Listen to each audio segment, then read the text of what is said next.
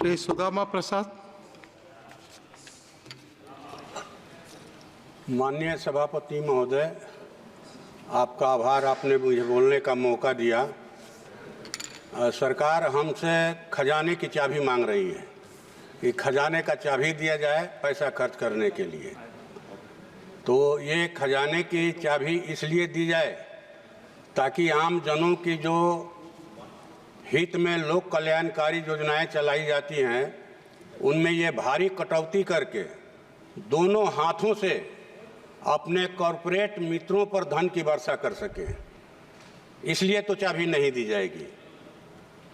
इस देश में करोड़ों दलित, आदिवासी, भूमिहीन जमीन के अभाव में समुद्र के किनारे, नहर के किनारे, सड़क के किनारे, आहर पोखर के पिंड पर एक झोपड़ी लगा करके, एक पॉलिथीन तान करके अपना जीवन बसर कर रहे हैं। और सरकार कह रही है कि हम बहुत रॉकेट की गति से विकास कर रहे हैं।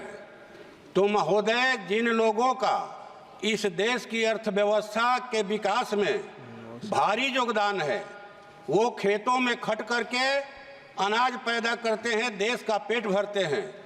वे बड़े बड़े कल कारखानों की चिमनियों से धुआं निकालकर उत्पादन में सहयोग देते हैं, मेहनत करके सुंदर सड़कें बनाते हैं, ऊंची गगनचुंबी इमारतें बनाते हैं, पूरे देश को अपने श्रम से स्वर्ग बना रहे हैं।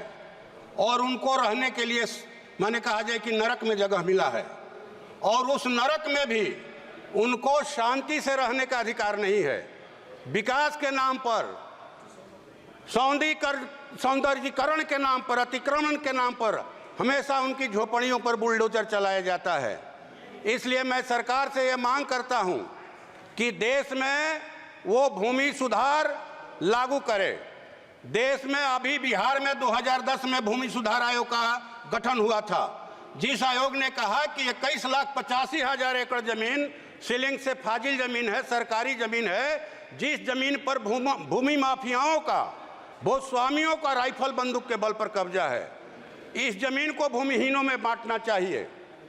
और आयोग की सिफारिश यह भी थी कि बटाईदारी पर ज़्यादा खेती हो रही है, इसलिए कृषि बजट का लाभ दिलाने के लिए बटाईदार किसानों को पहचान पत्र दिया जाए। ये बिहार एक राज्य की बात है, पूरे देश में करोड़ों एकड़ ऐसी जमीन होगी, सरकारी जमीन और सीलिंग से फाजिल जमीन। मेरी मांग है आपके माध्यम से सरकार से कि देश में भूमि सुधार लागू किया जाए और भूमिहीनों को खेती लायक जमीन और बासगीत जमीन दिया जाए। ये मेरी आपके माध्यम से सरकार से मांग है। दूसरी बात कि 11 करोड़ निवेशकों का 2.5 लाख करोड़ रुपया सहारा इंडिया में जमा है महोदय। पैसे के इंतजार में 3970 निवेशकों की मौत हो गई, 65 अभिकर्ताओं की मौत हो गई, एजेंटों की। ये पैसा गरीबों का पैसा है, देश के मध्य वर्ग का पैसा है, जिन्होंने अपने बहन बेटियों की शादी के लिए, बाल बच्चों की पढ़ाई के लिए, अपने संकट के दिनों के लिए वो पैसा जमा किया था और ये पैसा नहीं देना चाहते हैं। माननीय महोदय, ये बड़े दुख की बात है कि सरकार कह रही है कि हम पैसा देना चाहते हैं और लोग पैसा लेने के लिए नहीं आ रहे हैं। गांव में जो रोपनी डोहनी करने वाली महिलाएं हैं खेतों में, शहरों में जो झाड़ू पोछा का काम करती हैं दाई महिलाएं, रिक्शा टेम्पू ठेला चलाने वाले लोग हैं, फुटपाथी दुकानदार हैं, वो सरकार के पोर्टल के बारे में नहीं जानते, वो गांव के और कस्बे के उस एजेंट के बारे में जानते हैं, सहारा इंडिया के, जिनके मार्फत उन्होंने पैसा जमा किया। महोदय, आपके माध्यम से सरकार से हमारी मांग है कि ये पैसा एजेंटों के मार्फत दिलवाया जाए निवेशकों को। ये पेट पर लात पड़ रहा है उनका, कहे कि हुक उठती है जब वो हमसे कहते हैं, उनके अंदर हुक उठती है। तीसरी बात ये महोदय कि हमारे आरा संसदीय क्षेत्र में बिजली की भारी कटौती हो रही है। जब पावर इतना पैदा हो रहा है देश में, तो ये कटौती क्यों? आधा घंटा बिजली रहती है, 3 घंटा गायब। अगर ट्रांसफार्मर खराब हो गया तो 1 सप्ताह में ट्रांसफार्मर बदला जाएगा। जर्जर तारों के गिरने के वजह से जो है वो कितने गरीब लोगों की मौत हो गई तार में सट करके। ये जबरदस्ती गांव का लाइन काटने का दबाव देकर के स्मार्ट मीटर लगाया जा रहा है। अभी बड़ा खरौनी शाहपुर में एक गांव है, वहां ये प्रयोग चला। ये स्मार्ट मीटर जो है लोगों का खून चूस रहा है।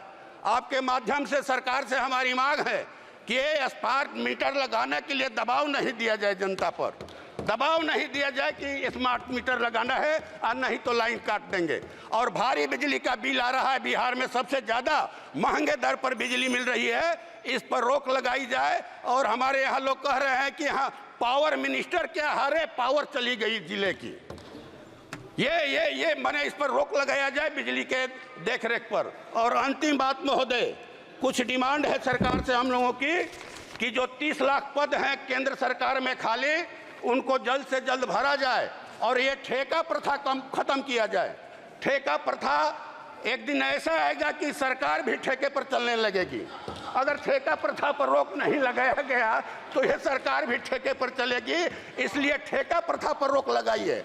आंगनबाड़ी सेविका, सहायिका, आशा कर्मी, जो जितने स्कीम वर्कर हैं सबको सरकार अस्थायी करे, उनका वेतनमान तय करे।